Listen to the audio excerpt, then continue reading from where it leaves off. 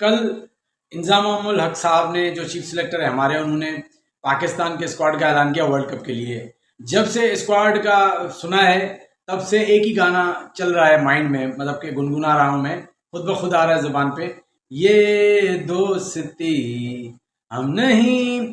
तो मेरा आवाज तो इतना अच्छा नहीं है, आप सुन सकते हैं अगर आपको पसंद आए गाना तो। ये गाना चल रहा है। अब आप समझ तो गए होंगे कि दोस्ती की तरफ किस, मतलब कि आप अंदाजा लगाएं, कुछ भी हो जाए, दुनिया इधर की उधर हो जाए, दोस्तों को नहीं छोड़ना, दोस्तों को टीम में रखना है। जी हाँ, एक बार फिर हसन अली बगैर किसी परफॉर्मेंस के उसका कमबैक हो गया। हमने पहले सुना था कि यार जब बंदा टीम से बाहर होता है तो बड़ी मेहनत करता है, बड़ा परफॉर्म करता है, उसके बाद कमबैक होता है, लेकिन यहाँ पे दोस्ती यारी में कमबैक हो जाता है। समझ नहीं आ रहा कि हसन अली की को, जो अगर उसकी आप पिछली परफॉर्मेंस निकालें 20-25 मैचों की जो उसके लास्ट हैं, तो कोई भी इतनी खास परफॉर्मेंस नहीं है। विकेटें भी नहीं ली, महंगे अलग 10 मैच, जो अगर 25 मैचों में से 10 मैच निकालेंगे तो उसमें उसने विकेट ही नहीं लिया। इकोनॉमी रेट भी 7 से ऊपर है और विकेटें भी कोई 13-14 ली हैं टोटल 25 मैचों में। किस परफॉर्मेंस के बेसिस पे हसन अली का टीम में कमबैक हुआ है, कोई सवाल नहीं पूछ सकता, किसी की बात करने की जरूरत नहीं है, क्योंकि जो लॉबी है वो इतनी, मतलब आप समझ लें कि इतनी स्ट्रांग है कि किसी में दम नहीं है कि उनसे बात करें। ठीक है जी, चलिए हसन अली का कमबैक हो गया। अब आप सोचें कि जब हमारे 3 बॉलर हम उनको रगड़ा दिए जा रहे हैं, शाहीन शाह, नसीम शाह, हारिस रऊफ, हम ये दावा करते हैं कि हमारे पास पेसर्स बहुत ज्यादा हैं, 10-12 हमारे पास 90 प्लस पेसर हैं, तो बाकियों को हम कब ग्रूम करेंगे? हसनैन था, शाहनाज दहानी था, जो भी पीछे हैं, एहसानुल्लाह था या आमिर जमाल या जो भी थे, उनको हम कब ग्रूम करेंगे? उनको तो ग्रूम किया ही नहीं। हमने एक बॉलर रखा हुआ है स्क्वाड में पिछले 4-5 सालों से। अगर नसीम शाह अनफिट हुआ है तो आखिर उसका कोई भी नाम क्यों नहीं लेता? मिसाल के नसीम शाह अनफिट हो गया, अब वर्ल्ड कप में उसको, उसकी जगह वसीम जूनियर खेलेगा, लेकिन कोई भी वसीम जूनियर का नाम नहीं लेता। सबको पता है कि इसको सिर्फ स्क्वाड में घूमने फिरने के लिए रखा गया है।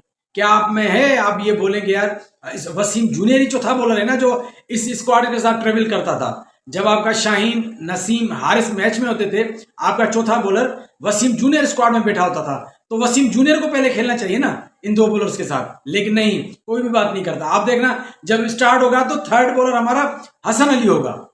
तो ये जो वसीम जूनियर साहब है वो सिर्फ घूमने फिरने के लिए टीम में रखे गए हैं, और हसन अली का कमबैक किस परफॉर्मेंस से हुआ, समझ से बाहर है। यार क्या मजे की नौकरी है इंजमामुल हक साहब की। 25, 26, 30 लाख आप तनख्वाह लो एक महीने की, और आपने करना क्या है? आपने अपने रिश्तेदारों को सिलेक्ट करना है। मतलब कि 25-30 लाख महीना आप कमाओगे, फिर आप अपने बच्चों को भी लगाओगे, अब आप भी कमाओ। ये अगर ऐसी नौकरी मिल जाए तो यार क्या बात है यार। टीम, मतलब कि एक तो आपके बारे नहीं आ रहे कि आप 25-30 लाख करना कुछ भी नहीं है, फजूल किस्म की आपने सिलेक्शन करनी है। वो भी क्या, वो भी आपने रिश्तेदार, अपने जो लॉबी के लड़के उनको सिलेक्ट करना है। मैंने पिछली वीडियो में आपको बताया था कि लॉबी सिस्टम है, 4 बंदों की लॉबियां टीम में काम कर रही है। इंजमाम, मिसबा, वकार यूनिस, आकिब जावेद, इनके लड़के खेलते हैं। ये अपनी मर्जी से, इन्होंने भी बंदर बांट किया हुआ है कि भाई 3-4 लड़के तेरे, 3-4 लड़के मेरे, 3-4 लड़के उसके, इसका इस तरह से टीम बन रही है। लोग मुझे क्रिटिसाइज कर रहे हैं, जो मैंने लास्ट टाइम वीडियो छोड़ी जो मेरी वायरल हुई, मुझे कौमियत पे क्रिटिसाइज कर रहे हैं। भाई उस वीडियो में जो मैंने वीडियो छोड़ी थी उसमें मैंने जो सपोर्ट की है वो यहाँ के रीजन के प्लेयर्स की है, कोई कौमियत की नहीं की है। अगर उस वीडियो का आप थंबनेल देखें, उस वीडियो में प्लेयर्स की पिक्चर्स देखें, आसिम महमूद, साद खान पठान है, नोमान अली, शर्जील खान, काशिफ भट्टी पंजाबी हैं, तो मैं तो उनका सपोर्टर हूं। भाई बात यह है कि हमें जो मसला है वो लॉबी से है कि भाई ये वर्ल्ड कप की टीम गई है, क्या आपके पास जमा खान को आपने लिया, नो डाउट उसने अच्छा ओवर किया एक एंड वाला, लेकिन सबको पता है जमा खान तो T20 का बॉलर है। आप जमा खान को वनडे में किस बेसिस पे उसको आप मौका देंगे? नवाज देख लें, घूम फिर के नवाज टीम में आ जाता है। नवाज की भी वही गाना नवाज पे भी गाएंगे, ये दोस्ती हम नहीं छोड़ेंगे। अब इमाद वसीम इतना अच्छा परफॉर्म कर रहा है, उसको टीम में नहीं लिया, वो क्योंकि वो लॉबी का हिस्सा नहीं है। फहीम अशरफ का मैं आपको बताता हूँ, फहीम अशरफ अभी टीम में था, अभी क्यों नहीं टीम में सिलेक्ट हुआ? फहीम अशरफ के लिए जो कॉल करता है वो करता है शहबाज शरीफ, वो उसकी पर्ची है। अब शहबाज शरीफ हुकूमत से हट गया, फहीम अशरफ भी टीम से बाहर हो गया। उसामा मीर भी एक बहुत बड़ा डंडा है, आपको मैं क्या बताऊं कि भाई ये सारे जो अभी टीम है ना, आप खुश नहीं हो, ये पाकिस्तान का प्योर टैलेंट नहीं है। अब मैं अगर इसमें 3 से 4 प्लेयर जिसमें आप बाबर आजम को काउंट कर लें, रिजवान को काउंट कर लें, या उसको जो शाहीन शाह या हारिस रऊफ, इनको ये प्योर टैलेंट नहीं है। अभी पता नहीं कितने टैलेंटेड प्लेयर हैं जिनको आपने पीछे मौका ही नहीं दिया। रिजवान का बैकअप किसको रखा है? हारिस को। हारिस की क्या है वनडे की परफॉर्मेंस, निकाले आप रिकॉर्ड, 7 में पता नहीं 8 रन की एवरेज है। आप इस पे इसको वर्ल्ड कप खिलाओगे? आपको पता है, अगर मिसाल के तौर पे आप अंदाजा लगाएं, रिजवान अनफिट हो जाता है, आपने ट्रेवलिंग स्क्वाड में रखा है हारिस को, आपका मैच कोई इंपॉर्टेंट है ऑस्ट्रेलिया के साथ या अगेंस्ट इंडिया या किसी बड़ी टीम के साथ, कोई बड़ा मैच है सेमीफाइनल, और मिडिल ऑर्डर में विकेटें गिर जाती है, ऊपर से मिडिल ऑर्डर में आपको बैट्समैन चाहिए जो खड़ा रह के एक इनिंग को लेके चले, तो हारिस क्या करेगा? हारिस का आप रिकॉर्ड देख लें, वो तो आगे उससे जब एक बॉल मिस होता है लपाड़े मारता है। ये तो टी20 का प्लेयर है, वो भी टी20 का भी कोई इतना रिलायबल हिटर नहीं है, तो ओडीआई में आपने उसको कहां घुसा दिया है? सरफराज बेचारे के साथ क्या तुम आप लोगों ने सीन किया है? अच्छा भला खेल रहा था, उसको आहिस्ता आहिस्ता पहले कप्तानी से हटाया, फिर उसके एक स्क्वाड से, फिर दूसरे से, फाइनली उसको पूरा किक आउट कर दिया।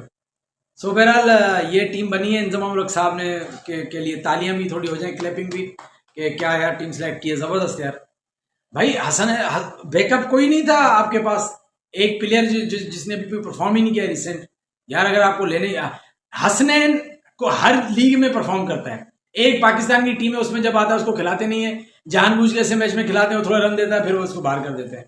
वसीम जूनियर को बचा बचा के रखते हैं कि भाई ये स्क्वाड के साथ रहे। शाहनवाज दानी अच्छा बड़ा स्क्वाड में लिया था, उसको एक दफा फिर उसको ना आजमाया नहीं और उसको सिलेक्ट भी नहीं किया।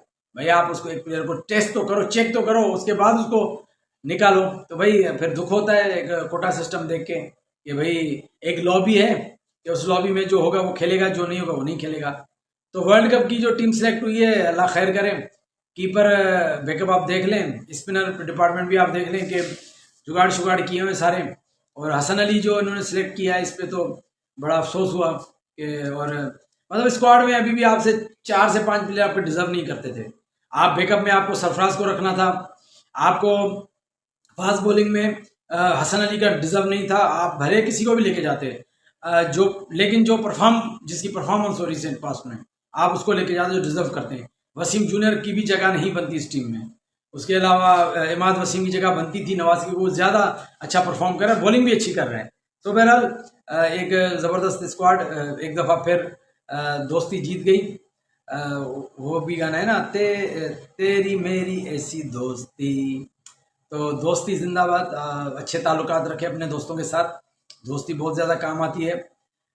फिर भी very good luck, wish you good luck Pakistan team. उम्मीद है कि इन सारे कारनामों के बाद भी पाकिस्तान अच्छा परफॉर्म करे और जीते।